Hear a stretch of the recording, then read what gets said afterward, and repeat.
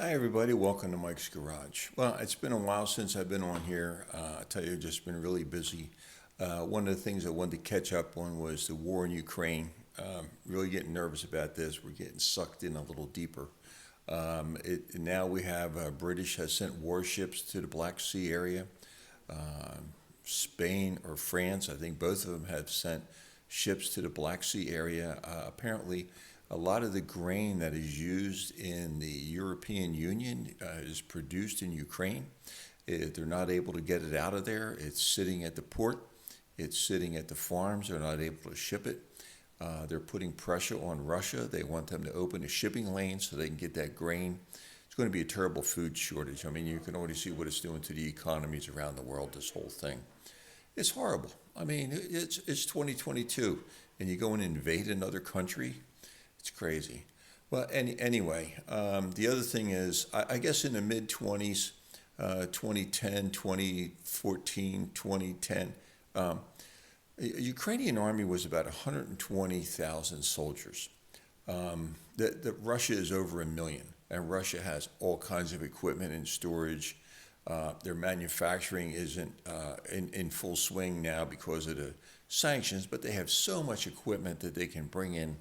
So the conflict's going to go on and on. Currently, because of soldiers volunteering, not soldiers, but people volunteering to go in and help Ukraine, and them not letting anybody under 18 years old leave, they have to stay and they have to fight, they have to be in the army. Ukraine's up to about 900,000 people. They're not all soldiers. They're helping ship equipment, they're bringing in food, they're bringing in ammunition, they're bringing in fuel, they're helping with the transportation part of it. They're not all fighting soldiers, okay? A few Americans have gone over. I don't know if you've been watching the news, a couple of them are captured. A couple of them have already been captured and are either on trial or they're threatening to execute them. And Joe Biden did come out, rightfully so, and he said, they got to be treated like prisoners of war, and he's recommending that people don't go over there to fight. It's getting out of control. Russia's getting very frustrated with the accuracy and the new weapons that the United States and the other countries are sending to Ukraine. It's causing a lot of casualties. The last report I saw, it was over 30,000 Russian troops have been killed, and the amount of equipment is in the thousands that's been destroyed. The accuracy of the howitzers, the tanks, the Stinger missiles, the Switchblade missiles, it's just unbelievable. I mean, how long can you go fighting if you're going to lose 10,000 soldiers a month? It's unbelievable. And the equipment that they're losing, like I say, they have a lot of storage, a lot of equipment in storage. They keep sending it in to continue the fight. But I'm getting nervous because this is really escalating. Russia's getting frustrated with how long this is taking, and now they're getting pressure from other countries. The shipping lanes around Ukraine have been mined by the submarines. The ships have been pushed back about 150 kilometers from the coast of Ukraine because of the Neptune missiles and how accurate they are. And the submarines are the only ones that are operating. They come up near the surface and they fire cruise missiles, and then they go down under and they go away. And you really can't do anything about them just with a missile from land to take out a submarine, at least not yet anyway. So that's how they're getting away with it. That's how they're firing the cruise missiles. But we're getting deeper. This is getting more frustrating for both sides. Russia's not about to give up. They're not going to walk away from this, and they're willing to take all the casualties.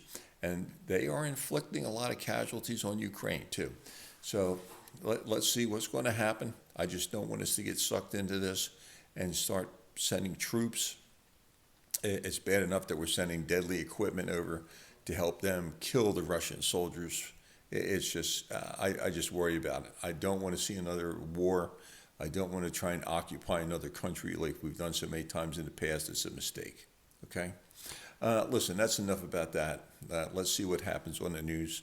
I do want to hear from some of the guys here. Joseph, Ryan, I need to have your stories, man. I haven't heard from you for a while. You got a lot of really great stories. Send me the stories, or send it to realmikesgarage2368 @gmail.com.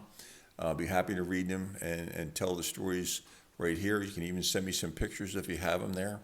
I'd love to hear from you. Ryan Harris, I'd love to hear from you. TJ, where are you, man? I haven't heard from you for a while. And the new subscribers, thank you for subscribing. Always could use more subscribers. Let me know what you think about what's going on in the Ukraine war, what you think the next thing is going to be. If you're watching the stocks, you got to be nervous. The price of gas is around here in Pittsburgh. It's pretty stable. It's actually down to $4.99. I think we paid $4.99 a gallon, which I'm not trying to make it sound like a good deal, but at least it's not $5 or $6 like it is in some areas of the country. Well, I don't mean to go on and on.